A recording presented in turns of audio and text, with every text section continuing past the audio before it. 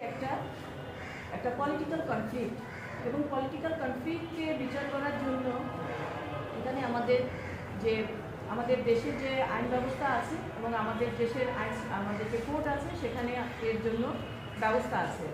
আর secondly যে যদি মনে করে যে হ্যাঁ ওনারা ট্রাইব্যুনাল করবেন, অবশ্যই করতে পারেন নতুন করে, কিন্তু এই ট্রাইব্যুনালটা শুধুমাত্র গঠিত হয়েছিল 1971 সালে যুদ্ধ অপরাধীদের বিচার করার জন্য। আপনারা কি উচ্চ আদালতে আপিল বিভাগে যাবেন কি?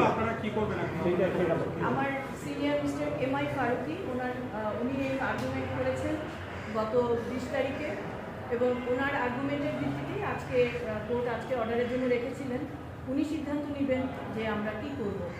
কিন্তু প্রসিকিউশন তো বলেছে যে এই ট্রাইব্যুনালের যে আইন এবং এটা ছিল বেডরক, মূল ভিত্তি, এই আইনের মূল ভিত্তি এবং মূল স্পিরিটই ছিল যে যুদ্ধ অপরাধীদেরকে বিচার করতে হবে এবং তার কারণেই কিন্তু এই